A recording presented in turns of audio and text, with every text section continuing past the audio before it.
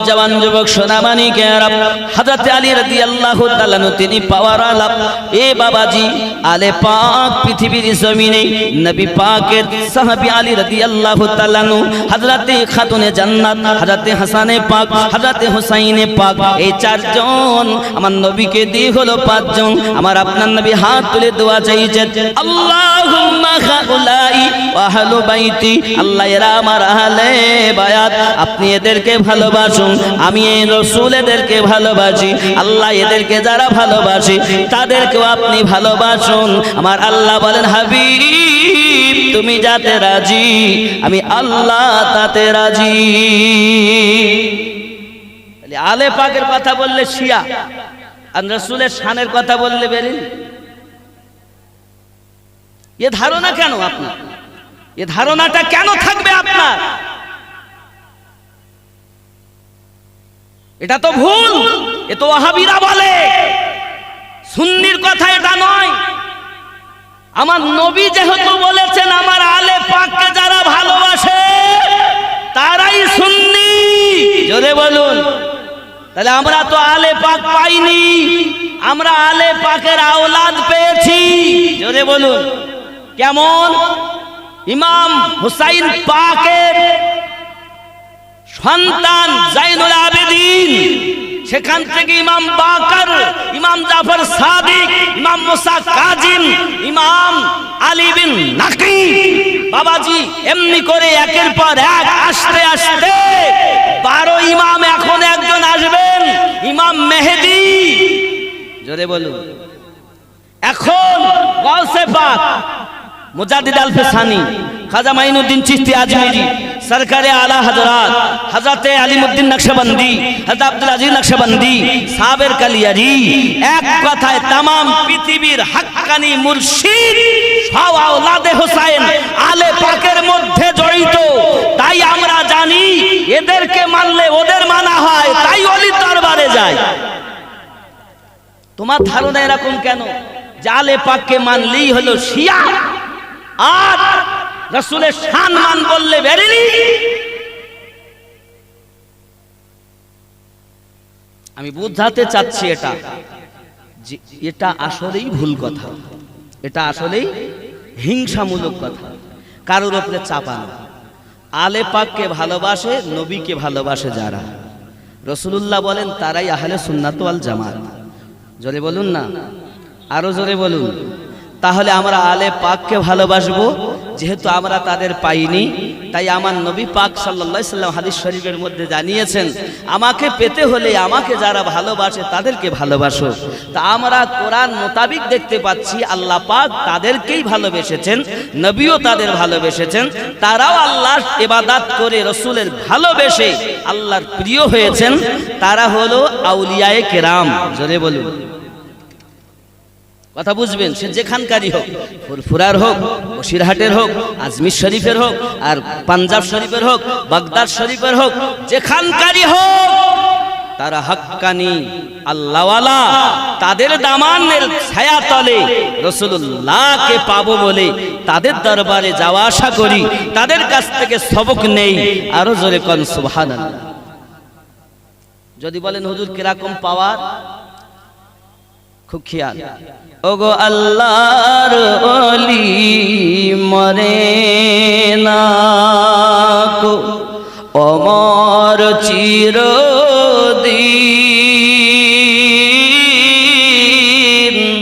তাদের দেহ খায় না মাটি ওগো ছয় না রে জমিন সশরীরে ঘুরে বেড়ায় জমিন আকাশ বিছে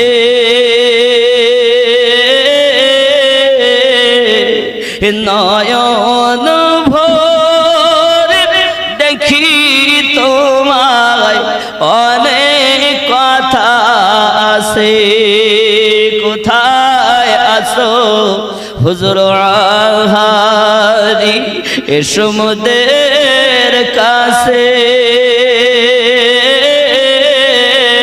এ নয়ন ভরে দেখি তোমায় অনেক কথা আছে। জোরে বল। সশরীরে তারা ঘুরে বেড়াতে পারে।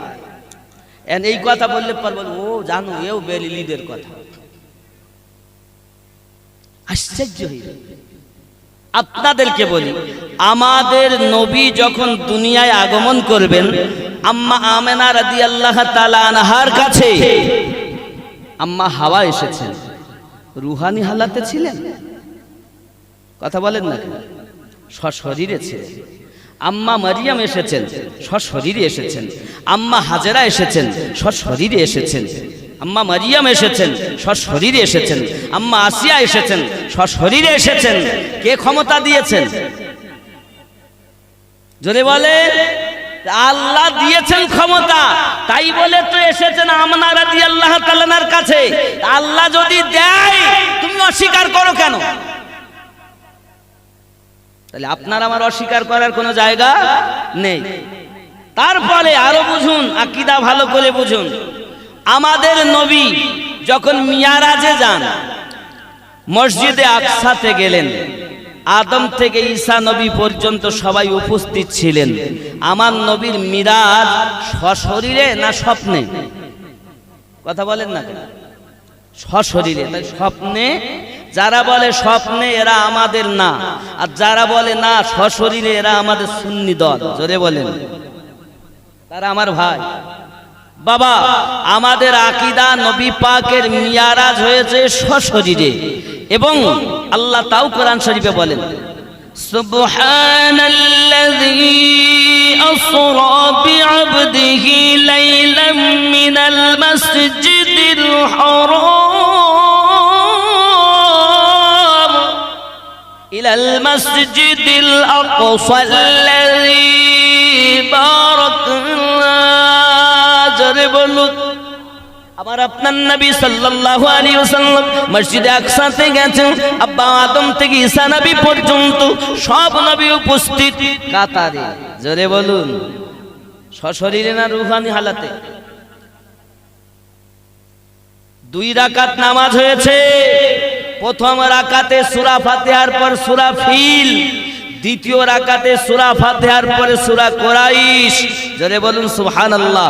2 রাকাত নামাজ পড়ার পরে আদম থেকে ঈসা নবী পর্যন্ত সব নবীরা আমার নবী জিয়ারত করেন, সব নবী আমাদের নবীর প্রশংসা করেন। জোরে বলুন। নবী ওখান থেকে গেলেন মিয়ারাজে, আল্লাহর সঙ্গে লামাকাতে দিদার করলেন। 50 ওয়াক্ত নামাজ নিয়ে ষষ্ঠ আকাশে যখন এসেছে, প্রথম থেকে দ্বিতীয় আকাশ 500 বছরের রাস্তা, দ্বিতীয় থেকে তৃতীয় 500 বছরের রাস্তা, তৃতীয় থেকে চতুর্থ 500 বছরের রাস্তা, চতুর্থ থেকে পঞ্চম সেও 500 বছরের রাস্তা। ওখান থেকে আবার আপনার ষষ্ঠ সেও 500, ষষ্ঠ থেকে সপ্তম সেও 500। ওখান থেকে সিদরাতুল মুনতাহা, ওই সিদরাতুল মুনতাহাতে গিয়ে বোরাকও থেকে যায়। এমন কি জিবরিল আমিনও রুকে গেলেন। রফরাফ এসেছে। রফরাফ কেমন? বলছে বোরাকের থেকে আরো দ্রুতগামী। রফরাফ এসেছেন, জিবরাইল যাচ্ছেন না, রফরাফ কোথায় যাবেন? তাহলে লামাকা, লা মানে নেই, মাকা মানে জায়গা, নেই জায়গাতে আল্লাহর দিদার। আমি আমিনউদ্দিন আপনাদের বড়ালিতে এসেছি। আসার সময় কেউ জিজ্ঞাসা করছে, ভাই কোথায় যাবেন? আমি বড়ালি যাব, ইনশাআল্লাহ বড়ালি যাব।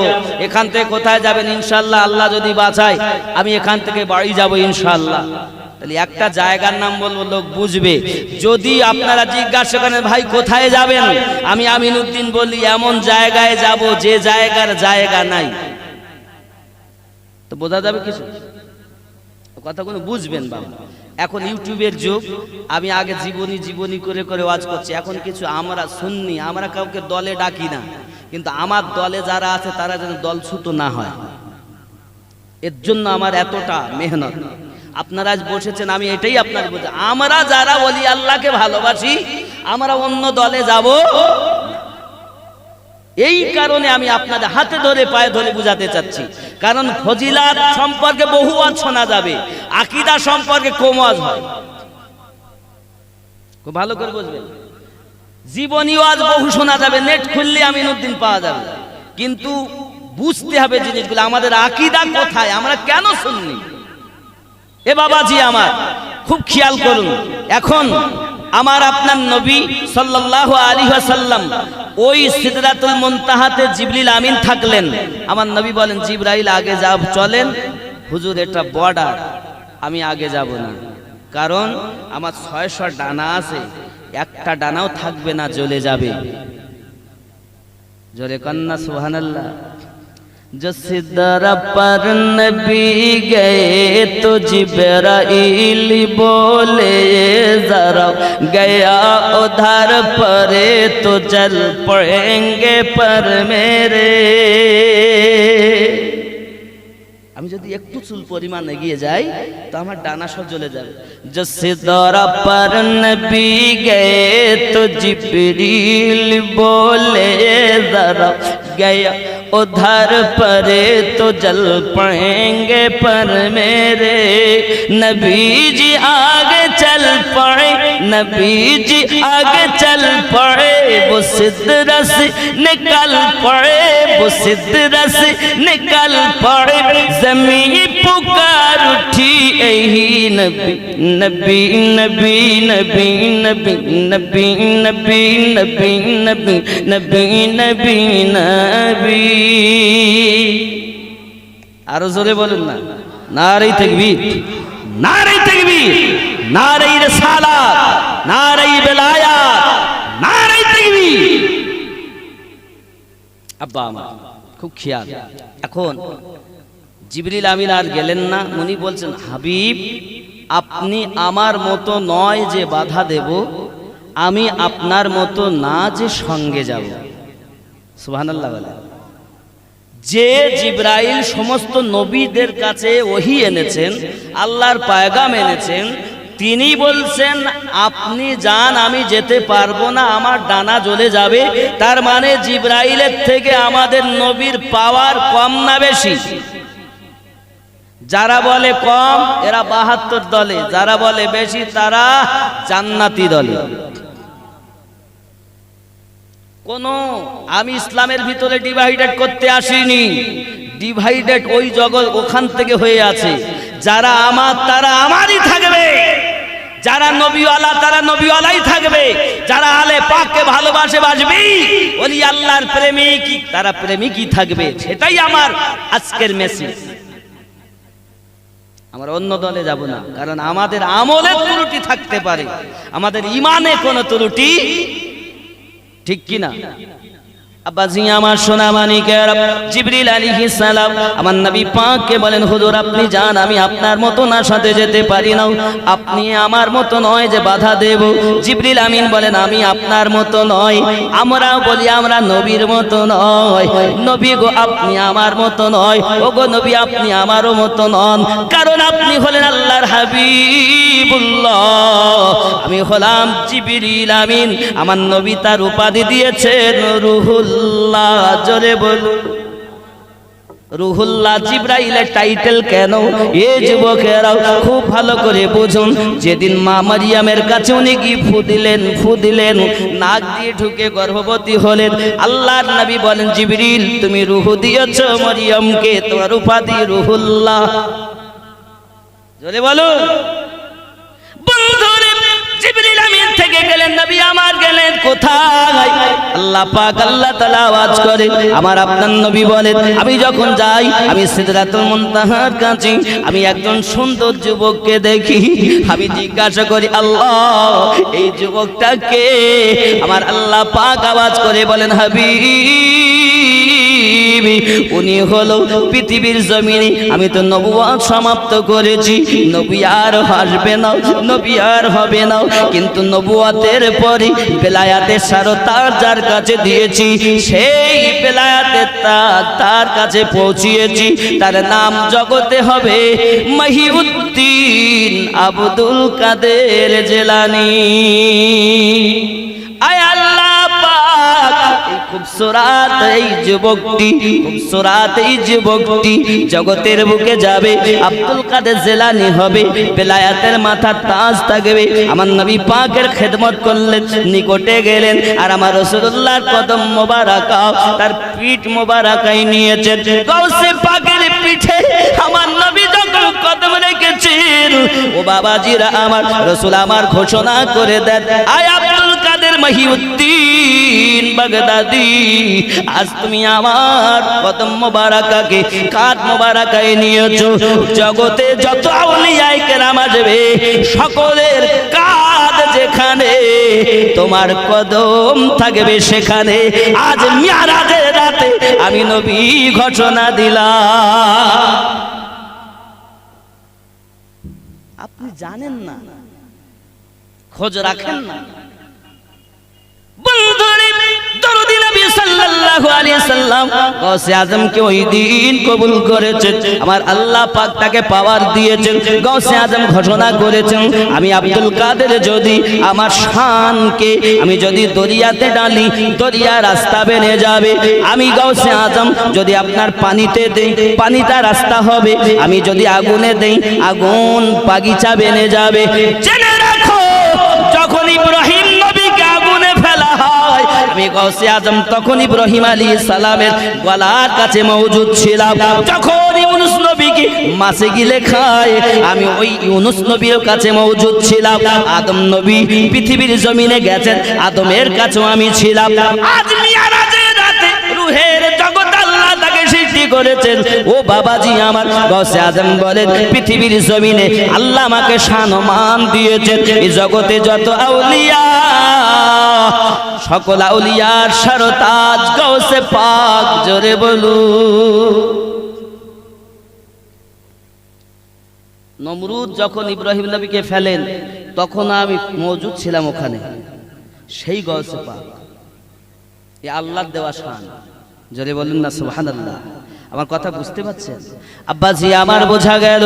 জিবরাইল আমিন বলেন, নবী আপনি আমার মতো নয়, আমরাও বলি আমার নবী আমাদের মতো নয়, ঠিক কি না? বন্ধুরে দরুদি নবী সাল্লাল্লাহু আলাইহি ওয়াসাল্লামের পাওয়ার আমার আল্লাহ পাক দিয়েছেন, শানমান দিয়েছেন। আমরা তো শানমান শুনে আপনার খুশি। আব্বা আমার এবার নবী পাক আমার গেলেন, আল্লাহ আওয়াজ করছে, আও আদনা, আরো নিকটে, আরো নিকটে আসুন। নবী আমার সঙ্গে সঙ্গে বলছেন, আয় আল্লাহ, আপনি মুসা নবীকে বলেছেন নালাইন খুলতে, রফরাফ থেকে গেল। আব্বা আমার নবী আমার চললেন, এমন সময়তে আও আদনা আওয়াজ পেলেন। নবী আমার বলতেছেন, আল্লাহ কোহে দূরে আপনি মুসা নবীকে নালাইনে পাক খুলতে বলেছেন, আর আমাকে জুতা মোবারক পরে আসতে বলতেছেন কেন? এই আরশে আজিমের থেকে কোহে দূরের দাম বেশি না কম, আমি রাসূলুল্লাহ জানতে চাই। আল্লাহ পাক বলেন, ওগো আমার হাবিবুল্লাহ, কোহে দূর সম্মানিত পাহাড়, আরশে আজিম তার থেকে সম্মানিত আজিম আরশে আজিম। তবে হাবিবুল্লাহ, তোমার জুতা মোবারকা থেকে আমার আরশের দাম বেশি নয়। এই জন্য তো বলা হয়েছে, যার কদম জমিনে পড়লে দুনিয়ার হয় মিরাজ, রাসূল পাকের জুতা মোবারক আরশে আজিমের তাজ।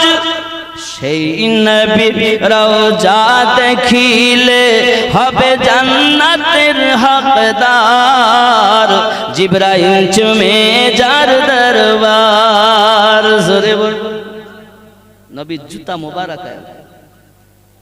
অনেকে বলে জুতা বা তাজ, এ বাবা এটা আমিনুদ্দিনের জুতা না, রাহমাতুল লিল আলামিনের জুতা মোবারক। তুমি সব জুতা এক মনে করো না। কোথায় দাদা হুজুর পীর কিবলার জুতো আল্লামা হুজুর বহন করেছেন, আর কোথায় খাজা মাইনুদ্দিন চিশতি আজমেরের জুতা হাওয়ায় উঠতেছে, যোগী জয়পালকে নিচে নামিয়ে এনেছে, আর কোথায় আমার নবীর জুতা মোবারক আরশের থেকে দামি। আপনি কি ভেবেছেন? নবী কি আমাদের মতো ভেবেছেন? না। যারা এইভাবে, তাদের নামাজ রোজা হজ যাকাত কিছুই আল্লাহর কাছে মকবুল হয় না যত সময় আমার নবীর প্রেম মহাব্বত তার মধ্যে শামিল না থাকে। এজন্য আমি আপনাদেরকে বুঝাতে চাচ্ছি, আমাদের নবী এবার গেছেন আল্লাহর সঙ্গে দিদার, কথা বা কথন। আমার নবী বলেন, আমি পাশে বসে এক তীর আর ধনুক টানলে যতটা, এতটা নিকটে বসে আমি আমার আল্লাহর সঙ্গে গল্প করেছি। নবী আমার যখন গিয়েছেন তো বন্ধুর কাছে গেলে তোফা নিয়ে যায় না। আপনারা বের বাড়ি গেলে তোফা নিয়ে যান, জামার বাড়ি গেলে তোফা নিয়ে যান, বন্ধুর বাড়ি গেলে তোফা নিয়ে যান, যান কি যান না? কথা বলেন না কেন? নবী তোফা নিয়ে গেলেন, আত্তাহিয়াতু লিল্লাহি ওয়াসসালাওয়াতু ওয়াত-তাইয়্যিবাত।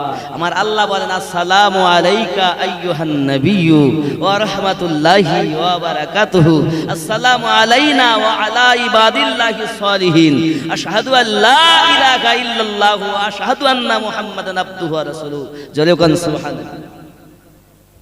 এবার নবী পাক আমার অনেক জান্নাত জাহান্নাম এমনকি কিছু লুকায়িত নাই, স্বয়ং আমার নবী আল্লাহকে দেখেছেন।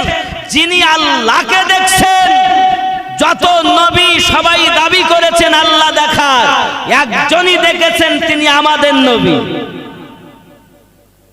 কেউ দেখেনি। এখন দিদার হলো, নবী পাককে আমার আল্লাহ বলেন, দোস্ত হাবিবুল্লাহ, মনটা খারাপ। আমার নবী ওই সময় আমাদের কথা ভাবছেন, আমার আপনার মতো গুনাহগারের কথা ভাবছেন। আয় আল্লাহ, আমি আপনার দিদার করলাম, আমার উম্মতেদের অবস্থা কি হবে? আল্লাহ বলেন, আমি আল্লাহ 50 ওয়াক্তের নামাজ দিলাম। কিতাবের ভিতরে লেখা, নামাজ হলো মুমিনের জন্য দিদার, আল্লাহ দেখা যায়। ও বাবাজি, আল্লাহর সঙ্গে সাক্ষাৎ হবে। যুবকেরা, আমার আপনার নবী আনন্দিত মনে 50 ওয়াক্ত নামাজ নিয়ে আবার যখন 6তম আকাশে এসেছেন, হযরতে মুসা নবীর সঙ্গে দেখা। জোরে বলু, মসজিদে আকসাতে দেখা। নবী আমার বোরাকে গেলেন, বোরাক থেকে রাফে গেলেন, কিন্তু উজুর পানি আপনার এখনো গড়িয়ে যায়, শিকল এখনো নড়তেছে। জিবরিল আমিন রাসূলে পাককে নিয়ে গেলেন। আমার নবী পাক আল্লাহর সঙ্গে দিদার করি 50 ওয়াক্ত নামাজ নিয়ে চলে আসছেন। যে নবী মুসা, যে নবী মসজিদে আকসায়, ওই নবী মুসা আবার 6ম আকাশে কিভাবে গেলেন? নবী গেলেন বোরাকে, মুসা নবী কিসে গেলেন? যুবকেরাও, তাহলে বোঝা গেল আসা যাওয়ার প্রশ্ন এখানে একটাই। আমাদের ঈমান, আমাদের আকীদা হলো এটাই, আল্লাহ ক্ষমতা দেয় যাদের, বোরাক লাগে না, তারা সেকেন্ডের মধ্যে এধার থেকে ওধার হতে পারে। ঠিক কিনা? সব নবীরা ইন্তেকাল করার পরে কিভাবে মসজিদে আকসায় এসেছেন? নবীরা কেউ মরে না, সবাই জীবিত। জোরে আমাদের ঈমান কি? নবীরা সবাই জীবিত। সেই নবীকে যারা ভালোবেসেছেন তারাও মাজারে জীবিত। তাই তো আমরা মাজার জিয়ারত করতে যাই। আমার কথা কি বোঝা যাচ্ছে? নবীনেরা শুধু জীবিত না, এদেশ থেকে সে দেশ, এখান থেকে ওখানেও আল্লাহ পাকের দেওয়া ক্ষমতায় ভ্রমণ করতে পারে। তার জিন্দা প্রমাণ আমার নবীর মিরাজ শরীফ। জোরে বলে, কথা বোঝা যাচ্ছে? তাহলে আল্লাহ যাদের ক্ষমতা দেয় তারা ভ্রমণ করায় কোনো অসুবিধা নেই। মোহাব্বতে দরুদ আল্লাহুম্মা সাল্লি আলা সাইয়্যিদিনা মাওলানা মুহাম্মদ ওয়া আলা আলি সাইয়্যিদিনা। ওগো আল্লাহর ওলি মাজার থেকে দেখতে সবই পারো, মুরিদেরি মুসিবতে ওগো তিনি ছুটে যা। ঠিক কি না? যেখান থেকে আপনি ডাকবেন, ওগো আল্লাহর ওলি মাজার থেকে দেখতে সবই পার, ভক্তদেরই মুসিবতে ওগো তিনি ছুটে যা। আমরা তো এটা বিশ্বাস করি ওলিরা যেতে পারে। ইসমাইল দেহলভী, তার কাছে একজন মুরিদা এসেছে, হুজুর আমার মেয়ে অনেক দিন গুম হয়ে গেছে, পাই না, আমার মেয়ের কোনো ব্যবস্থা করুন। ঠিক আছে। কিছুক্ষণ পর হুজুর বললেন ঠিক আছে। আব্বাজি আমার হঠাৎ করে দেখা যায় ইসমাইল, মানে আপনার কিনা লিখছেন ইসমাইল দেহলভি রশিদ আহমদ গাঙ্গুহি সম্পর্কে, যে রশিদ আহমদ গাঙ্গুহির কাছে আপনার কিনা এসেছেন একজন মুরিদা, হঠাৎ করে ঠিক পরে আসে ওই মেয়েটা বাড়ি এসেছে। বাড়ি আসার পরে তার মা তার বাপ তাকে জিজ্ঞাসা করছে, মা তুই কোথায় ছিলি? বলছে আমি ঘরে ছাদে উঠেছিলাম, আমাকে জিনে নিয়ে গিয়েছিল, হঠাৎ আমি জিনের দেশে চলে যাই, রাজা বাদশাদের কাছে যাই, অন্য রকম অন্য জগতে। সেখানে গিয়ে আমি একদিন গোসল করছি, আমাকে বলছেন তোর মা কাঁদছে, তোর বাপ কাঁদছে, চল বাড়ি চল। আমি বললাম হুজুর আপনি কে? বলছে আমি রশিদ আহমদ গাঙ্গুহি। এই জোরে কথা বলে। তাদের পীরের কথা বলতে গেলে ওরা বলে ঠিক, আর যেই নবী ওলি আমরা অন্য আলে পাকের কথা বলি তখন বলে বেঠিক। আমরা বুঝাতে চাচ্ছি, এটা আমি বুঝাতে চাচ্ছি, পীর যদি ওলিদের ক্ষমতা এমন হয় তাহলে নবী পাক ও আলে পাকের ক্ষমতা কম না বেশি? জোরে বলুন। রশিদ আহমদ গাঙ্গুহি সম্পর্কে লেখা আছে এ বাবা এরকম পাওয়ার। তাহলে বোঝা যাচ্ছে আপনি বিশ্বাস করছেন ওনার হুজুর তখন কিভাবে গেলেন, এক ছিলেন দরবারে, কিভাবে গেলেন? গৌস আজমের দরবারে এসেছেন মুরিদেরা, হুজুর আমার বাড়িতে হুজুর দুপুরবেলা দাওয়াত খেয়েছেন। উনি বলেন আমার বাড়িতে হুজুর দাওয়াত খেয়েছেন, উনি বলেন আমার বাড়িতে হুজুর দাওয়াত খেয়েছেন। সবাই গন্ডগোল লেগে গেল। হুজুর গৌসে পাক বলেন তোমরা ঝগড়া করো না, তাকাও এই গাছটার দিকে, যেই গাছের দিকে তাকিয়েছে প্রত্যেক পাতায় গৌসে আজম। জোরে বলুন না। মানে আমি এই প্রথম থেকে একটাই কথা বলি, সুন্নি যারা ওপর থেকে নিচে পর্যন্ত লেভেল ঠিক আছে, আর লেভেল ঠিক যাদের নাই তারা আমার সুন্নি জামাতের নয়। কথা বুঝবেন ভালো করে। তাহলে আমাদের গৌসে পাক এক সময়ে 70 মুরিদের বাড়ি খাওয়া দাওয়া করতে পারে ক্ষমতাকে দিয়েছেন। গাউসে আজম বলেন আল্লাহ আমাকে এত পাওয়ার দিয়েছেন, আমি যদি বলি, আমি যদি রাখি, সব জায়গাতে আমি আল্লাহ পাকের দেওয়া পাওয়ারে পাওয়ারফুল। ই বাবাজি যার জীবনটা এত সুন্দরভাবে চলেছে, যুবকেরা আমার গাউসে আজম ছোট্টবেলায় খেলা করতেছেন বাচ্চাগুলোকে নিয়ে। আমাদের মতো কলিডান্ডা খেলা নয়, কাছের গুটি খেলা নয়, মার্বেল খেলা নয়, গাদন খেলা নয়।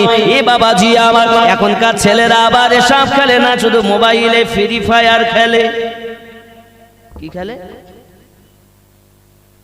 এখন লকডাউনের সময় ফেরাউনের যুগে বাবা আমার পাঠশালায় বন্ধ ছিল, এমন একটা যুগ এলো এখন সব বন্ধ, মাদ্রাসা বন্ধ, স্কুল বন্ধ, কলেজ বন্ধ।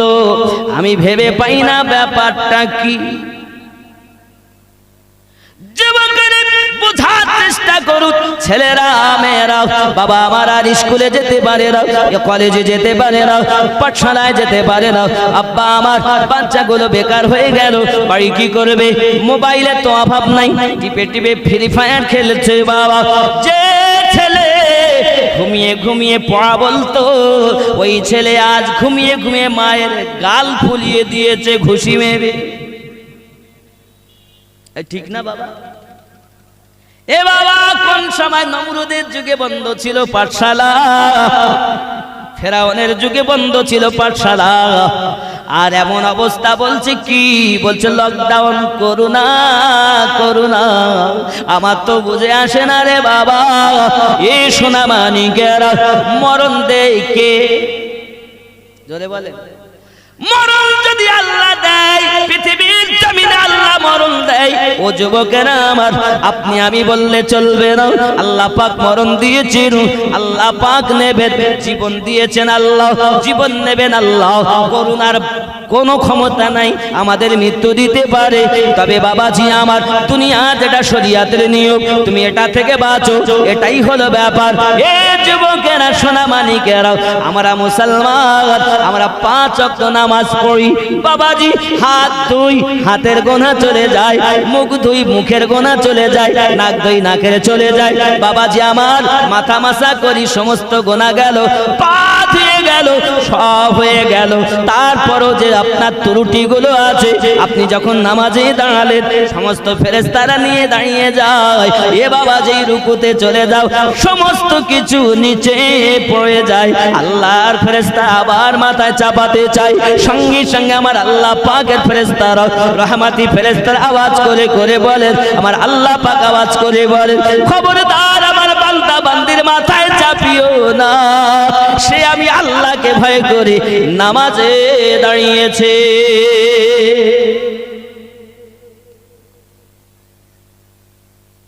আপনি দেখেন, যার করুণা হয়েছে, ভালো কোন নামাজি পরেশগার ব্যক্তির করুণা হয়েছে শুনেছেন?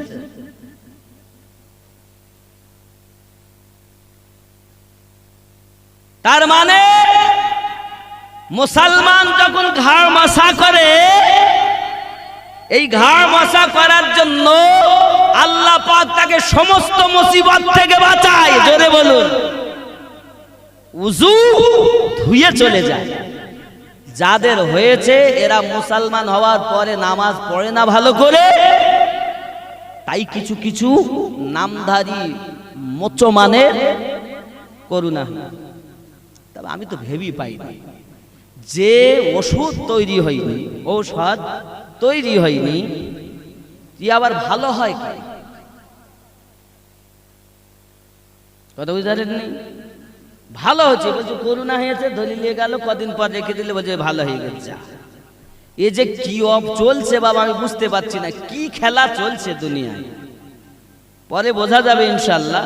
তবে এখন আমাদের সরকার যিনি আছেন, মায়েদের জন্য বলছি জেনে রাখা দরকার, মমতা ব্যানার্জি আমাদের মুখ্যমন্ত্রী সরকার, এখন তিনি আল্লাহ পাক হায়াত দারাজ করুক, কিন্তু এই পৃথিবীর জমিনে মহিলাদের এত স্বাধীন আর ঠিক নেই। সব কিছু দিয়েছে, এটা সেটা ওটা যা দেওয়া দরকার, কি ভাতা নেবেন সব দিচ্ছে, কিন্তু যে ওঠে একদিন সে পড়ে। ঠিক না বাবা? ও তো ওঠন পড়ন থাকবে। দুনিয়ার নীতি, রাজনীতি। অনেকে সাধারণ মানুষে বলে মৌলবীরা রাজনীতি করবে কেন? আমি বলি বাবা, রাজনীতি সব থেকে ভালো বাড়িকে রাজঘর বলে না, রাজপ্রাসাদ, কত সুন্দর রাজপ্রাসাদ। সব থেকে ভালো পথ রাজপথ, সব থেকে ভালো খাবার রাজসিক খাবার, সব থেকে ভালো টোপ রাজটোপ, সব থেকে ভালো সিংহাসন রাজসিক সিংহাসন, সব থেকে ভালো নীতি রাজনীতি। তুমি তো রাজনীতির নামে করতেছো দুর্নীতি, চোর ডাকাত, নাম দিয়েছে রাজনীতি, আর করতেছে নমরুদ আর ফেরাউনের নীতি। আমি আমিনউদ্দিন মুক্ত কণ্ঠে মেসেজ দিতে চাই পৃথিবীকে, রাজনীতি তাকে বলে কোরআনের নীতি যেটা, রাজনীতি তাকে বলে হাদিসের নীতি যেটা, কোরআন ও হাদিস ইজমা কিয়াসের নীতি রাজনীতি। জোরে কর।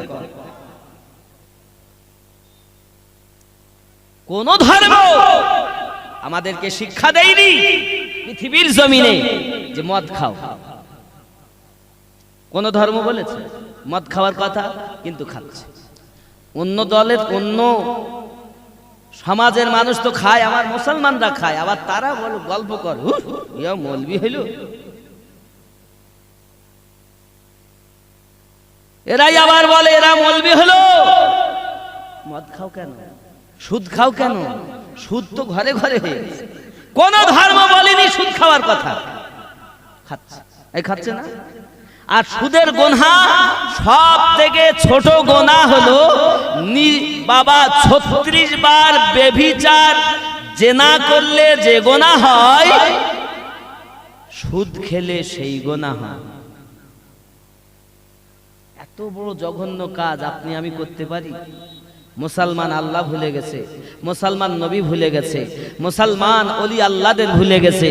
নামাজ পড়তেছে, আমার রাসূলুল্লাহ সাল্লাল্লাহু আলাইহি সাল্লাম বলেছেন আখিরি জামানায় মসজিদ পাকা হবে, আর মসজিদে সব জেরা মসজিদ, হারাম টাকার মসজিদ, সুদের টাকায় মসজিদ। আমি আমিনুদ্দিন 50,000 দিলাম, সুদের ব্যবসা আছে।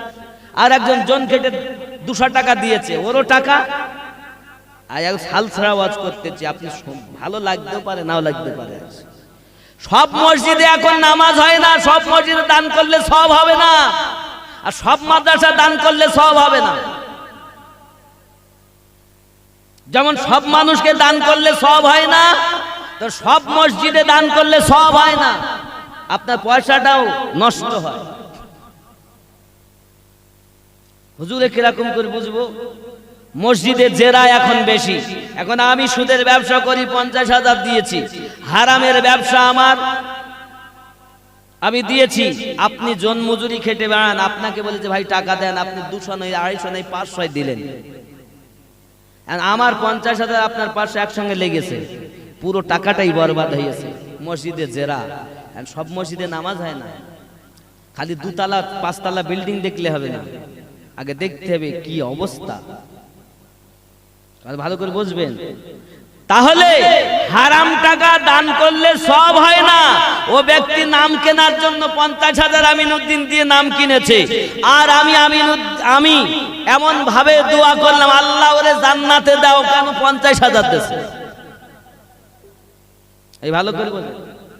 আর যে 250 বা 500 দিয়েছে ওর জন্য তত নাই। আল্লাহ কবুল করে, আল্লাহর মনের বাসনা পূর্ণ করো। আর যে 50,000 দিয়েছে, নারাই তাকবীর, নারাই রিসালাত, ওর গোষ্ঠী জান্নাতে যাক, ওর বংশ জান্নাতে যাক, সন্তান জান্নাতে যাক, সেখানে যাক। কেন বলেন তো? না বললি তো টাকা দেবে না।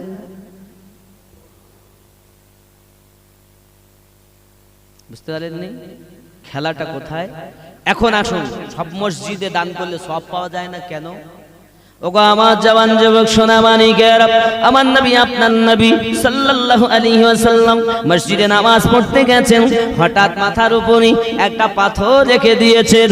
আমার নবী যখন সেজদায় যাবে, ওই পাথরটা নবী পাকের উপরে ফেলা হবে। নবী নিচে গর্ত করা আছে, উপরে একটা আপনার কিনা কাঠ দিয়েছে, আপনার কিনা উপরে দিয়েছে। নবী পাক আপনার ওখানে দাঁড়িয়ে নামাজ পড়াচ্ছেন। বাবা আমার, আপনার নবীকে আল্লাহ পাক জানান হাবিব, এই মসজিদটা মসজিদে জেরা, এই মসজিদটা ভেঙে দেওয়া দরকার।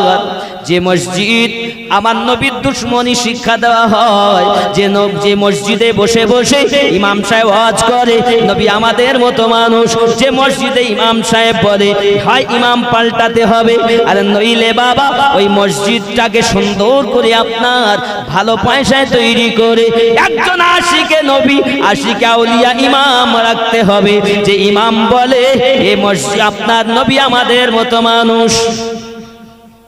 যে মসজিদের মুসল্লিরা পৃথিবীর জমিনে আপনার কিনা বলে নবী পাক আমাদের মতো মানুষ, যুবক নবী পাকের দরুদ পড়তে হবে না, নবী পাকের সালাম পড়তে হবে না।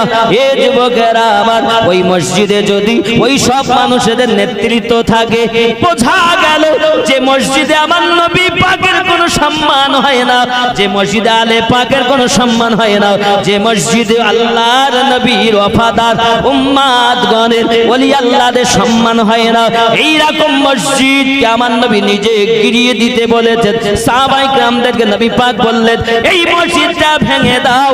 ওই মসজিদটা ভেঙে দেওয়া হলো। এই মসজিদটার নাম মসজিদে জেরা। এ যুবকেরা আমার, জেরা মসজিদে নামাজ হয় না, ভালো করে বুঝতে হবে। মসজিদ 3 তালা, হারাম টাকা সুদের টাকা মিলে আপনার মসজিদ তৈরি করেছেন। নবী পাক আমার জানিয়েছেন আখিরি জামানায় মসজিদ হবে সুন্দর, নামাজি হবে ভর্তি, কিন্তু ঈমান থাকবে না। তার মানে আমার নবী পাকের মায়া থাকবে না, আলে পাকের উলফাত থাকবে না। এই জন্য নবী বলেছেন নামাজি পাওয়া যাবে, ঈমানদার পাওয়া যাবে না। কথা বুঝতেছেন? ঈমানদার কারা?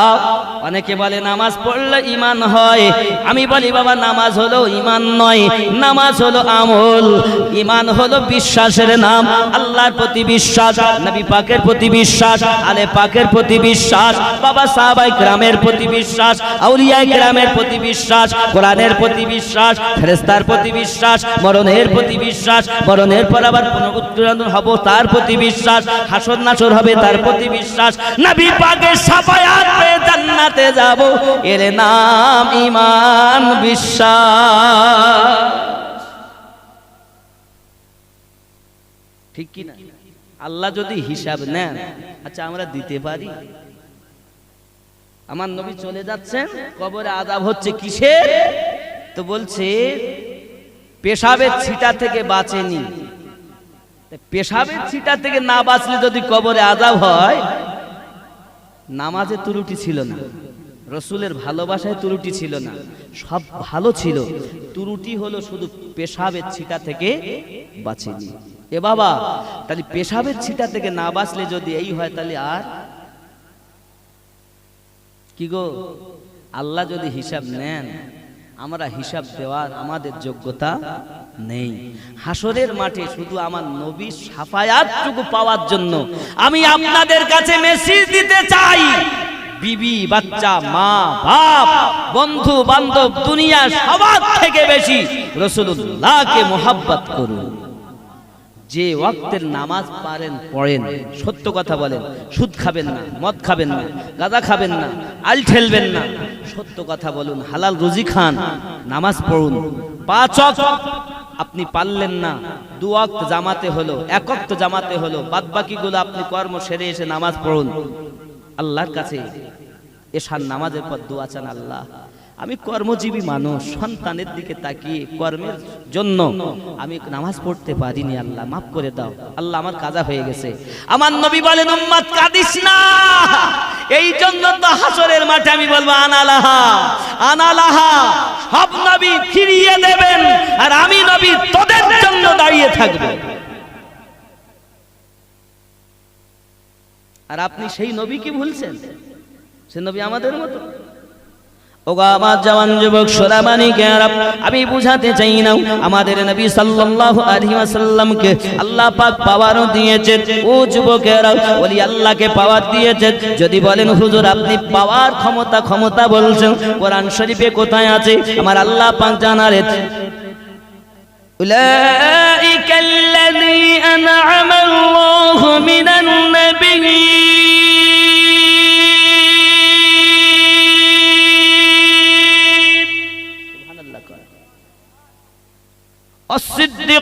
الصديقين والشهداء والصالحين। সুবহানাল্লাহ। আল্লাহ বলেন আমি আমার প্রাইজ দিয়েছি 4 জায়গায়, নবীদের প্রতি, সিদ্দিকিনদের প্রতি, শহীদদের প্রতি আর সলেহিনদের প্রতি। নবীন যত নবী, তাদের মধ্যে শ্রেষ্ঠ নবী আমাদের নবী। সিদ্দিকিন সত্যবাদীদের মধ্যে সব থেকে বড় সত্যবাদী আবু বকর সিদ্দিক। জোরে বলে। অনেক সত্যবাদী আছে, তার মধ্যে পাওয়ার এনার বাবা শহদায়ে আজম অনেকেই শহীদ হয়েছেন। সব থেকে বড় শহীদ ইমাম হুসাইনে পাক, তাদের প্রতি প্রাইজ। সলিহিন নেককার আল্লাহর ওলি বান্দা, সব ওলিদের সর্দার গৌসে পাক, আল্লাহ তার প্রতি বেশি প্রাইজ দিয়েছেন। কথা কি বোঝা যাচ্ছে? আজ ওয়াজ অন্য রকমের। পুরুষদের, যুবকদের বলি, এই গিটের নিচে প্যান্ট পরো না। সহিহ বুখারীতে হাদিস আছে, সহিহ বুখারী শরীফে। বাবাজি আমার, সহিহ বুখারীর মধ্যে হাদিস উল্লেখ করা হয়েছে, এই গিটের নিচে যদি আপনি প্যান্ট পরেন, আপনার জন্য জাহান্নাম। খবরদার। প্যান্ট এমন লোকে ভালো বলবে তাই এমন ভাবে প্যান্ট পরে যাচ্ছে রাস্তায়, অহংকার বশত আমার নবী পাক বলেন ও জাহান্নামী হবে। খবরদার, গিটের উঁচুই পরবে প্যান্ট। যা বানাবেন লোকে ভালো বললো তা নয়, আমার আল্লাহ যদি ভালো বলে এটাই ভালো। বলছে আমার নিচে থাকলে না থাকলে মেয়েরা ভালোবাসবে না। বলে কি প্যান্ট? হ্যাঁ, তুমি যদি লোকের মেয়েকে নিজের বানানোর জন্য করো তো যাও, নবী পাবে না। আর নবীকে যদি নিজের বানাতে চাও তা আমার নবী পাকের কথাগুলো মেনে নাও। প্যান্ট জিন্সের বলেন আর এমনি প্যান্ট বলেন, গিটের নিচে পরা হারাম, হারাম, কখনোই জায়েজ নয়। ঠিক কিনা বলেন? যুবকেরা যদি পাজামা তাও পরে নেবেন, লুঙ্গি। অনেক নতুন জামাই আছে, বাড়ি আসে বিয়ে করে, বাবা বিয়ে করে বাড়ির থেকে যখন যাচ্ছে নতুন লুঙ্গি পরে যাচ্ছে। কাদের জামাই গো? আমিনুদ্দিনের জামাই যাচ্ছে, আমিনুদ্দিনের জামাই। বাহ, নতুন লুঙ্গি তো একেবারে রাস্তা ধুলো সব বাড়ি এনে তুলেছে আমার জামাই। লোকও বলতে দেবো নতুন জামাই না? হ্যাঁ, তো লজ্জা লাগে না? নবী পাক বলেছেন গিটের ওচয় পড়তে হবে, আর তুমি নমরুদ আর ফেরাউনের মতো করে নিচে রাস্তার ধুলো ঘষটাচ্ছ। ভালো করে বুঝবেন কথাগুলো। আজ রাগ তো হবেই সবার যে হুজুর এত ভিটামিন ওয়াজ করে, আজ এত কেন তিতো তিতো কথা বলতেছে। সব মসজিদ দান করলে সবের ভাগীদার হওয়া যাবে না, ওগুলো খেয়াল করতে হবে। সব মাদ্রাসা ওরকম, যে মাদ্রাসাতে নবী পাককে আমাদের মতো বলা শিক্ষা দেওয়া হয়, যে মাদ্রাসাতে নবীর দরুদ নাই শিক্ষা দেওয়া হয়, ও মাদ্রাসায় দান করলে সব পাওয়া যায় না। হক কথা, খুব তিতো লাগবে। এক কথায় যার জন্য দুনিয়া পেয়েছি, যে নবীর জন্য কোরআন পেয়েছি, সেই কোরআন শিক্ষা দেওয়া হচ্ছে মাদ্রাসাতে, সেই কোরআন শিখিয়ে বলা হচ্ছে নবী আমাদের মতো মানুষ। নাউজুবিল্লাহ বলে ও মাদ্রাসায় আপনি দান করবেন, ওখানে ছাত্র দেবেন কেন? আপনাকে জানতে হবে কোন মাদ্রাসায় বাচ্চা দিব আর কোথায় দিব না। আগে যেখানে সেখানে আপনি বাচ্চা ভর্তি করে দিলেন, মাদ্রাসা বলেই দিয়ে দিলেন। খুব খেয়াল, সব মাদ্রাসায় বাচ্চা ভর্তি করা যাবে না। আগে দেখতে হবে সুন্নি আকীদার মাদ্রাসা, আবার সুন্নি নাম দিয়ে বাবা মৌলবি সব এনেছে, সব অন্য দলের শিক্ষকেরা। আগে দেখেন শিক্ষক যদি ওর বা কিয়াম হয়, মানে কিয়াম যুক্ত, তা বাচ্চাকে শিক্ষা দেবে কিয়ামের কথা। শিক্ষক যদি হয় দরুদ পড়া, তা শিক্ষা দেবে দরুদ পড়া। শিক্ষক যদি হয় কিয়ামের বিরোধী, শিক্ষক যদি হয় দরুদের বিরোধী, আপনার বাচ্চাকে শিক্ষা দেবে মিলাদ করলেও হয় না করলেও হয়, কিয়াম করলেও হয় না করলেও হয়, দরুদ পড়লেও হয় না পড়লেও হয়। তার মানে ওখানে বাচ্চা দেওয়া যাবে না। যে বলবে ওলিরা মরে গেছে, ক্ষমতা নাই, সেই শিক্ষা যে মাদ্রাসায় দেওয়া হয় এখানে সন্তান দেওয়া যাবে না। ওই মাদ্রাসায় দিতে হবে যে মাদ্রাসার শিক্ষক ওলি আল্লাহ মাখা, যে মাদ্রাসার শিক্ষক আলে পাকের মহব্বতি, যে মাদ্রাসার শিক্ষক নবী পাকের মহব্বতি, যে মাদ্রাসার শিক্ষক রাসূলুল্লাহকে প্রেম করে, এই মাদ্রাসায় সন্তান দিলে শিক্ষা করবে নবীর মহব্বতের। আপনার বাড়ি আসবে, আপনাকেও বলবে বাবা আমার নবীর পাওয়ার আল্লাহ এমন দিয়েছেন যার ইশারায় আকাশের চাঁদ দ্বিখণ্ডিত হয়েছে। এই ঠিক কি না? আমার কথা বুঝতে হবে। আগে আমাদের শিক্ষা নেওয়া দরকার, কোন মাদ্রাসা দেব কোথায় দেব না। শিক্ষা ভালো সবার। বাবা আমার নবী পাক সাল্লাল্লাহু আলাইহি ওয়াসাল্লাম তিরমিজি শরীফে, সুনানে তিরমিজি শরীফ এর মধ্যে আছে, আমার নবী পাক বলছেন দেখে মুসলমান মনে হবে কিন্তু মুসলমান না। দেখে মুসলমান মনে হবে কিন্তু মুসলমান না। সব মাদ্রাসায় দেওয়া যাবে না, সবকে একই রকম ভাবলে হবে না। শুনতে সবারই ভালো লাগে। নমরুদ ফেরাউনেরা ছিল আল্লাহর দুশমন, আল্লাহর দুশমন। ইয়াজিদেরা ছিল, ইয়াজিদের দলের লোক ছিল। সীমার কত সুন্দর কোরআন তেলাওয়াত করত। এ বাবাজি আব্দুল্লাহ ইবনে উবাই কত সুন্দর কোরআন তেলাওয়াত করত, কিন্তু ব্যাপার কি বলছে দেখো ওর ভিতরে ঈমান নাই। কি নাই? ঈমান নাই। মোহাব্বত একটু জিকির লা ইলাহা ইল্লাল্লাহ, লা ইলাহা ইলাহা ইল্লাল্লাহ লা ইলাহা ইল্লাল্লাহ মুহাম্মাদুর রাসূলুল্লাহ সাল্লাল্লাহু আলাইহি ওয়াসাল্লাম। যখন সুবহানাল্লাহ। ইয়া আমার সোনা মানিকেরাও, আমি এতক্ষণ ধরে বোঝাতে চাইলাম সুন্নি হবে তারাও, আলে পাকের মহব্বতী হবে তারাও। বাবা তারাই হলো সুন্নি, ইন্তেকাল করেছে, তাও তারা সুন্নি ইন্তেকাল করেছে। আব্বা আমার ওলি আল্লাহদের দরবারে যান, ভালোবাসুন, মহব্বত করুন। আব্বা আমার পাঞ্জিগানা নামাজি হন, আল্লাহর ইবাদত বান্দাগি করুন, কারণ আল্লাহ পাক আল্লাহ তাআলা শান মান সবাইকে দিয়েছেন। বাবা গসে আদব ছোটবেলায় খেলা করছেন, বাচ্চাকে বলছেন মরে যাও, সব বাচ্চা মারা যায়, কুম বিসমিল্লাহ, জীবিত জীবিত হয়ে যায়। জোরে বলুন সুবহানাল্লাহ। কার পাওয়ার? গৌসে আজমের পাওয়ার। মরে যাও, মারা গেল, জীবিত হও, জীবিত হলো। একজন মা তার বাচ্চা মারা গেল, এখন একটি মাত্র সন্তান বলে কান্নাকাটি করে, সবাই বলে বোন আমার এই বাচ্চার জন্য কেঁদো না। গৌসে পাক রহমাতুল্লাহ আলাইহি পৃথিবীর জমিনে বাচ্চা মারে আর জীবিত করে, এই খেলা করে। তুমি যদি বাচ্চা জীবিত দেখতে চাও, মরা বাচ্চার দলেতে তোমার বাচ্চাকে শুইয়ে দাও। সুবহানাল্লাহ বলে। বন্ধুরে বাবারে, এই কথা যখন বলেছেন বাবা আমার সোনা মানিকেরাও, মা জননীর মনে আশ্বাস হয়েছে, বিশ্বাস হয়েছে, হতেও তো পারে গসে আদম মেরে ফেলে জীবিত করে, আমার বাচ্চাও তো জীবিত হয়ে যেতে পারে। আমি মায়ের কলিজা ঠান্ডা হবে, ওই বাচ্চাটাকে সাথে করে নিয়ে আপনার কিনা চলে গিয়েছে। যেই গসে পাক বললেন মারা যাও, সব বাচ্চা মারা গেল।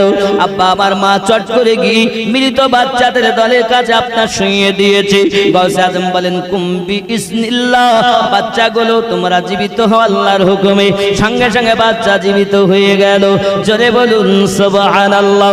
কিন্তু যে বাচ্চাটা মরা ছিল, ওই বাচ্চাটা জীবিত হলো না। এমনি সমাতে বাবাজি আমার, ওই বাচ্চাটা জীবিত হলো না। মা ছুটে গেছে গসে আজম,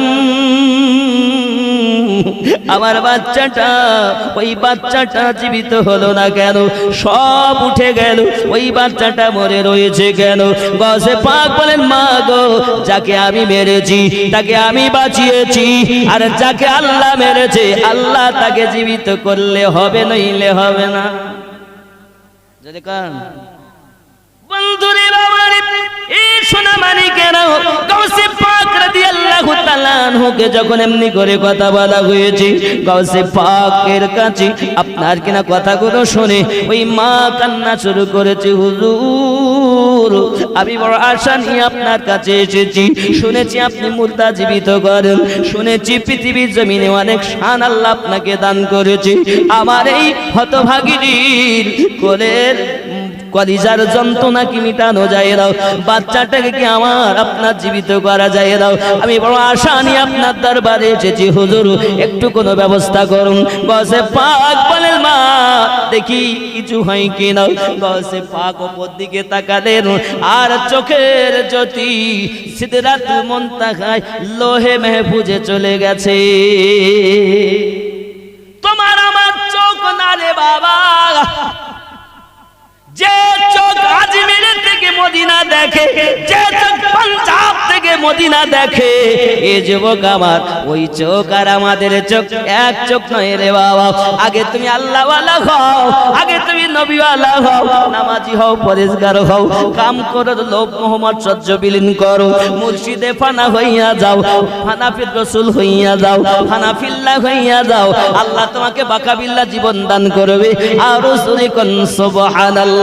বাবারে আমার, খুব ভালো করে বুঝুন, এমনি সময় গৌসে পাকের চোখ মোবারক লোহে মাহফুজে চলে গেছে। এ বাবারা, গৌসে পাক যেই কিনা আপনার উপরের দিকে তাকিয়ে কি যেন একটা হাতে করে এমন করে আপনার মিটিয়ে দিলেন, আবার যেন কি অঙ্গলি দ্বারাই লিখে দিয়েছেন। হঠাৎ করে ওই মা কান্না করে আর বলে হুজুর, হঠাৎ কিছুক্ষণ পরে দেখতেছি তার মরা বাচ্চাটা জীবিত হয়ে গেছে। নারে তাকবীর! এই বন্ধুরে, যেই না বাচ্চা জীবিত হয়ে গেল, মা জননীর কলিজা ঠান্ডা হয়ে গেল, বাচ্চাটাকে জলদি করে কোলে দিয়েছে। আর গৌসে আজমকে বলছেন, হুজুর আমার বড় জানতে ইচ্ছা হয়, কলিজা তো আমার ঠান্ডা হলো, তবে আপনি ওপর দিকে তাকায়া কি যেন লিখলেন, কি যেন মুছে দিলেন, আমি তো বুঝতে পারলাম না, একটু কি দয়া করে জানতে পারি? গৌসে পাক বলেন, মা জননী গো, আমি যখন ওপর দিকে তাকাই আল্লাহর দয়ায় আমি লোহে মাহফুজটা আমি নজরে দেখি, এখন মৃত বাচ্চাদের দলভুক্ত আপনার সন্তানের নামটা ছিল। আমি আবার আল্লাহকে বলি, আল্লাহ গো তোমারই বান্দি আজ আমার কাছে এমনি করে কান্না শুরু করে দিয়েছে, আয় আল্লাহ এখন উপায় কি? গৌসে পাক বলেন, আমি আল্লাহ পাকের দয়াতে ওই মৃত লিস্টি থেকে তোমার সন্তানের নামটা মুছে দিয়ে আল্লাহর দয়াতে তোমার বাচ্চাটাকে জীবিত করেছি। গৌস আজম তাকে বলে যে তাকদীর বদলিয়ে দিতে পারে, পারে না? এই একজন গুলি করবে, গুলি আমাদের জানি যে আল্লাহর হুকুম নালে গুলি চলবে না, এর নজির দেখেন বাবা আমার, সেজি বাবু গুলি চালালো, গুলি লাগলই না, যদি বলেন সুবহানাল্লাহ, আছে না নাই? আল্লাহর ওলিরা ভাগ্য বদলে দিতে পারে না? আব্বাজি আমার সোনা মানিকেরা খুব ভালো করে বুঝতে হবে, তবে ওলি আল্লাহদের ক্ষমতা সীমিত ক্ষমতা, আল্লাহ পাকের ক্ষমতা অসীম ক্ষমতা। আল্লাহ নিজেই বলেন, আমি ওলি আল্লাহদের প্রতি ক্ষমতা দিয়েছি। এই যুবকেরা সোনা মানিকেরা গৌসে পাক রাদিয়াল্লাহু তাআলা নূর কাছে বাবা আমার মহিলা কান্না করে পানি সেকতেছে। কিসের জন্য পানি সেকতেছো? বলে এই জন্য পানি সেকতেছে, আমার ছেলে বিবাহ করতে গেল, বরযাত্রী সবার ফিরে এলো না। গৌসে পাক আল্লাহর কাছে ফরিয়াদ করেন, আল্লাহ মৃত সন্তান বৌমা বরযাত্রী জীবিত করে দেন। আমার আল্লাহ বলেন, আব্দুল কাদের আজ বহুদিন আগে দুনিয়া থেকে বিদায় নিয়েছে, আজ আমি আল্লাহ তোমার তোমার দোয়া কবুল করে নিলাম, মৃত বরযাত্রী বৌমা সন্তান তুলে দিলাম। ওলি আল্লাহদের কাছে ভাগ্য বদলে যায়, সুবহানাল্লাহ বলো। যদি নাই বদলাবে তো যাবো কেন? আরে বাবা এমএলএ এমপির কাছে গেলে বলতো এক খোসা দিয়ে দিলে তাহলে যা তো চাকরি হয়ে গেল, তা ভাগ্য বদলে গেল। চাষ করি খেতো, এক খোঁচা দিয়ে দিলে তাহলে চাকরি। তাহলে এমএলএ এমপি সরকার পারে, আর যারা আমার নবীর ওয়াফাদার ওলি আল্লাহ তারা পারে না। কে বলেছে? ওলি আল্লাহরাও পারে, জোরে বলুন। এই কথা বোঝা যাচ্ছে না? ভালো করে বুঝবেন, তাহলে আমাদের বিশ্বাস ওলি আল্লাহরাও আল্লাহর দেওয়া ক্ষমতায় দিতে পারে। আরো জোরে বলুন। আব্বাজি আমার সোনা মানিকের, শুধু কি তাই নাকি বাবা? ওরে আমার বাবার গৌসে আজম রাদিয়াল্লাহু তাআলা আপনার কিনা মুরগির মোরগ খেয়েছেন, হাড্ডিতে হাত দিয়েছেন, মোরগ তৈরি হয়ে গেছে, জোরে কোন সুবহানাল্লাহ। এমন কোন মাস, এমন কোন বছর নাই পৃথিবীর জমিনে যে গৌসে আজমের কাছে ধর্ণা না দিয়ে দুনিয়ায় আসে, কারণ দুনিয়া চলবে বেলায়েতের দ্বারা, নবুয়াত খতম হয়েছে, আজ ওলি আল্লাহদের দ্বারা দুনিয়া চলবে। আরো জোরে কোন সুবহানাল্লাহ। এগা আমার সোনা মানিকের, গৌসে আজম পৃথিবীর জমিনে আল্লাহর শ্রেষ্ঠতম আউলিয়া ছিলেন। ও বাবারা, আবার বাচ্চা জীবিত হয়ে মায়ের কলিজা ঠান্ডা হয়ে গেল। গৌস তাকে বলা হয় যে মৃত জীবিত করতে পারে। গৌসে আজম পৃথিবীতে শ্রেষ্ঠতম আউলিয়া, একজন স্বর্ণকার ব্যক্তি, বাবা আমার ধনী মানুষ। গৌসে আজমের অবস্থা দেখে একদলা সোনা দিয়ে চলে যায়, হুজুর এই সোনাটা আপনি নিয়ে একটু মার্কেট থেকে জামা কাপড় কিনে সুন্দর করে পোশাক বানাবেন। তালি লাগানো পোশাক ভালো লাগে না হুজুর, এই জন্য ভালো পোশাক পরার জন্য দিয়ে গেলাম। গৌসে আজম বলেন তাকে রেখে দাও। তাকে সোনার দোলাটা রাখা হলো। 3 মাস পরে ফিরে এসেছে, তাকে যেমন পোশাক তেমন আছে। হঠাৎ করে যে বলতেছিল, হুজুর আপনার যা ছিল তাই। বাবা তো সোনার দোলা দিলে না বাবা, ও তাকে সেইভাবে রয়েছে বাবা। সোনার দিকে তাকানোর খেয়াল কখন করব বলো বাবা, আমি ব্যস্ত আছি আমার কাজে। তখন মনে মনে বলতে, ফকির আমার সোনার কি বোঝে, ও বোঝে না। এই মনে মনে চিন্তা ভাবনা হয়েছে। আমি নামাজ পড়তে যাচ্ছি, আমাকে শয়তান বলতে, আজান হয়েছে, আমি নামাজ পড়তে, শয়তান বলতে পরে স্কুল পরে যাস এই এখনো দিয়ে তুই তোর মাঠে কফিতে স্বাদ দেওয়া হয়নি, ওই আলুতে পানি দেওয়া হয়নি, ওদিক যা যাসনি। তা শয়তান আপনার ভিতরে ঢুকে ধোকা দেয়। তাহলে আমার শয়তান তো আল্লাহর দুশমন, মুসলমানের দুশমন, নবীওয়ালাদের দুশমন, মানুষের দুশমন। সে শয়তান যদি আপনার নাফসে গিয়ে ধোকা দিতে পারে, তো যারা নবীকে ভালোবেসেছে, আল্লাহর ইবাদত করেছে, ওদের সম্মুখে গেলে আপনার মনের নিয়ত বুঝতে পারে। এই জলে ঠিক কিনা বলে?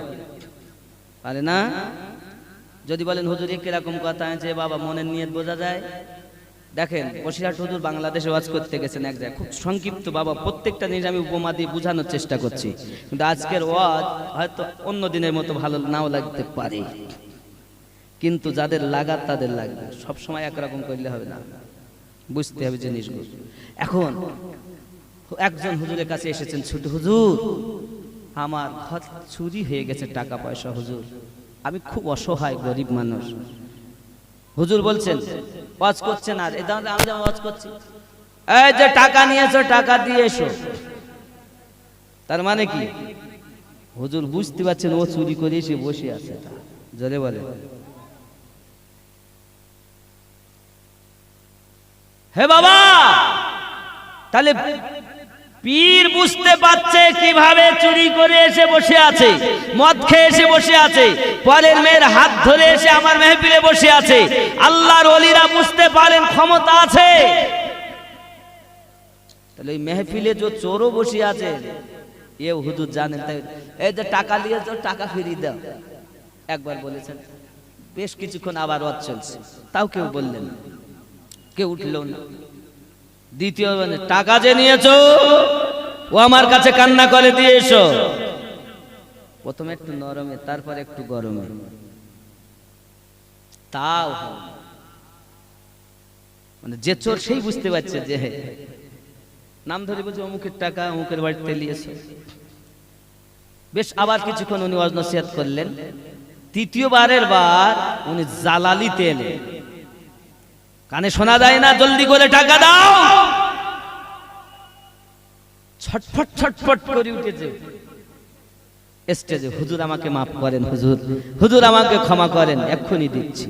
সুবহানাল্লাহ বলে। তাহলে এই যদি ওলিদের পাওয়ার হয়, তো যারা উচ্চ শ্রেণীর আউলিয়া তাদের কেমন পাওয়ার হবে, এগুলো বুঝতে হবে। অনেকে যেই আমি সম্মানের কথা বলছি, ওর কথা বাদ দে। তা পীরের কারামাত বলতে গেলে তুমি বলো, তখন বুক ঠুকে বলো। আলে পাকের পাওয়ারের কথা বলতে গেলে তোমার গা জ্বালা করে কেন? তার মানে তোমার মনে হিংসা। আর যদিও হিংসা না থাকে, তাহলে তুমি যেখানে শিক্ষা করেছো সেই শিক্ষক তোমার আব্দুল ওয়াহাব নাজদির দালাল, যার কারণে তোমার শিক্ষাটা ওই রকম। আমি অনুরোধ করি ওই শিক্ষা বাদ দিয়ে মোহাব্বতে শিক্ষা করো। যেখানে মোহাব্বত শিক্ষা দেওয়া হয় সেখানে শিক্ষা করা ভালো। সন্তান মোহাব্বত করা শিখবে, ইলমও হাসিল করবে, রাসূলের মোহাব্বত শিখবে, আলে পাকের মোহাব্বত শিখবে, ওলি আল্লাহর মোহাব্বত শিখবে। জোরে বলুন সুবহানাল্লাহ। কথা বোঝা যাচ্ছে? তাহলে আব্বাসি আমার গৌসে পাক আলিহর রহমান রেদওয়ান, জগতের বুকে পাওয়ারফুল আব্বাসি আমার একজন এমনি করে এসেছেন, হুজুর আমাদের ঈসা নবী ছিলেন মুর্দা জীবিত করতেন, আপনি পারেন? তাহলে আমিও কোন কবরটা জীবিত করতে হবে? এই কবর। উনি বললেন কুম বিসমিল্লাহ, সঙ্গে সঙ্গে মুর্দা জীবিত হয়ে গেল। আব্বা এখন গৌসে আজম বলছেন, বাবা রে তুমি তো আমার জামা দেখে এমন করছো, চলো বাইরে চলো, বিসমিল্লাহ বলো, বিসমিল্লাহির রহমানির, চোখ বন্ধ করো, আল্লাহ আল্লাহ করো, তিনবার আল্লাহ বলো, তিনবার আল্লাহ বলেছেন। চোখ খোলো, চোখ খুলেছে, খুলে দেখতেছে, দেখতে পাচ্ছ? বলছে হ্যাঁ হুজুর, পাহাড়টা সোনার পাহাড় হয়ে গেছে। ও বুঝতে পেরেছে সোনার ভাটিতে, সোনার ফ্যাক্টরিতে এসে সোনায় সোনা। গৌসে আজম বলেন, আমি যদি মনে করতাম তো তামাম বাগদাদটা সোনায় ভর্তি করে দিতাম। তোর সোনা আমার কি হবে রে বাবা, আমি সোনা চাই না, আমি ওই সোনার নবীকে ভালোবাসি। কথা বুঝতেছে না? ও বাপ, যারা দুনিয়াকে চায় দুনিয়া তখন পালায়, আপনি দুনিয়া যখন ধরতে যাবেন তা আপনার দেখেন হইতে গিয়েও হবে না, টাকা থেকেও থাকবে না, চলে যাবে। আর যেই আপনি দুনিয়া ছেড়ে দেবেন, আল্লাহর পথে আসবেন, তখন দুনিয়া আপনাকে জড়িয়ে ধরতে চাবে। টাকা পয়সা অর্থ বিত্ত সব আপনার দিকে ছুটে আসবে। কারণ আপনি যখন নবীর হবেন, দুনিয়া যা সৃষ্টি করেছে সব নবীর ওসিলায় হয়েছে, তখন এরা আপনার কাছে ধরা দেয়। আর একে যখন আপনি ধরতে যান, এরা আপনার থেকে পালায়। বুঝতে হবে। তার মানে যাকে ধরলে ইহ জগতে লাভ, পর জগতে লাভ, সেই ভালোবাসা দরকার। দৌলত আর মোহাব্বত দুটো এক জায়গায় থাকে না। যেখানে দৌলত আছে মোহাব্বত কম আছে, কিন্তু যেখানে মোহাব্বত আছে সেখানে দৌলত দুনিয়ার নাই, কিন্তু আখিরাতের জান্নাতি দৌলত তার আছে। এই জোরে বলুন, আরো জোরে বলুন। বাবা আমার কথা বোঝার চেষ্টা করুন। আল্লাহ আমাদের সকলকে যেন বুঝ শক্তি দান করে। জোরে বলুন আল্লাহুম্মা আমিন। ওগো আমার জওয়ান যুবক সোনা মানে গাউসে পাক রাদিয়াল্লাহু তাআলা নূর পাওয়ার আমার আল্লাহ দান করেছে। যুবকেরা আমার ভালো করে বোঝো, আব্দুল কাদের জিলানী গিলানী রাদিয়াল্লাহু তাআলা নূর দরবারে বাবাজি আমার একজন মাইনুদ্দিন চিশতি আজমিরি হুজুরের দরবারের মুরিদ বলে, আমি গাউসে আজমের অনেক কারামাত শুনেছি। মুর্দা জীবিত করা, ডিম তাবাদ আপনার কিনা রান্না হচ্ছে, ডিম থেকে জীবিত মুরগি হয়ে ছটফট করে চলে যায়, এমন কারামাত শুনেছি। বাবা বাঘকে পর্যন্ত গাউসে আজমের কুত্তা শেষ করে দিয়েছে, বাঘ কোনো ক্ষতি করতে পারিনি। অনেক কারামাত শুনেছি। ওগো মাইনুদ্দিন চিশতি আজমিরি হুজুরের দরবারে আমি পড়ে পড়ে থাকি। আমি একটু গাউসে আজমের দরবারে যেতে চাই। হুজুর আমার টাকা নাই, পয়সা নাই, আপনি দয়া করে আমাকে বাগদাদে পৌঁছিয়ে দেন। হুজুর আপনার বললেন আল্লাহ আল্লাহ করো, 7 বার 1 2 3 4 করে গোনা হলো। সঙ্গে সঙ্গে বলে বাবা চোখ খোলো, দেখে বাগদাদ চলে এসেছে। একদিন নয়, 2 দিন নয়, 3 মাস ওখানে অপেক্ষা করলেন। কারামাত দেখবেন, গাউসে আজমের কারামাত দেখবেন। 3 মাসের মধ্যে কোনো তার কারামাত দেখা গেল না। মনের ভিতরে দুঃখ হলো। সঙ্গে সঙ্গে উনি বলছেন হুজুর আমি আর থাকবো না, আমি আবার আজমিরে চলে যাব। বড় আশা দিয়ে এসেছিলাম কারামাত দেখবো বলে, একটি কারামাত দেখতে পেলাম না। মুর্দা জীবিত করা দেখলাম না, বাজাত্রী তোলা দেখলাম না, মুরগি খেয়ে মুরগি বানানো দেখলাম না, কিছুই দেখলাম না। এজন্য আমি চলে যাব। হুজুর গাউসে পাক বলেন বাবা তুমি কি সব সময় আমার খেয়াল রেখেছো? হুজুর আপনি সব সময় যখন থাকতেন, সব সময় আমি আপনার ডিউটিতে ছিলাম, কারণ আমি ঘুম হারাম করেছি। একটি কারামাত জীবনে দেখব, একটি কারামাত জীবনে দেখব। গাউসে আজম বলেন বাবা রে, এই 3 মাসের মধ্যে তুমি কি আমাকে কখনো শরিয়াতের খেলাফ কাজ করতে দেখেছো? জি হুজুর না, আমি আপনাকে খাওয়াতে শরিয়াত মোতাবেক পেয়েছি, নামাজে ওঠাতে বসাতে চলাতে ফেরাতে সব আমি শরিয়াত মোতাবেক পেয়েছি। হুজুর আমি একটি কারামাত দেখতে পেলাম না বলে দুঃখ করে চলে যাই। গাউসে আজম বলেন বাবা আকাশ দিয়ে উড়ে যাওয়াকে ওলি বলে না, আগুন দিয়ে হেঁটে যাওয়াকে পীর বলে না রে বাবা। সব থেকে বড় ওলি হলো, সব থেকে বড় কারামাত হলো শরিয়াতের পাবন্দি করা। এই শরিয়াতের পাবন্দি যে করেছে, এই সব থেকে বড় কারামাত দেখেছে। হুজুর আমি বাগদাদে যাব, ঠিক আছে চলো, চোখ বন্ধ করো, 1 2 3। বাবা আমার চোখ বন্ধ করেছে, সঙ্গে সঙ্গে চলে এসেছে আজমির শরীফ। জোরে বলুন নারী তাকবীর, আরো জোরে নারী তাকবীর, নারী তাকবীর, নারী রিসালাত, নারী রিসালাত।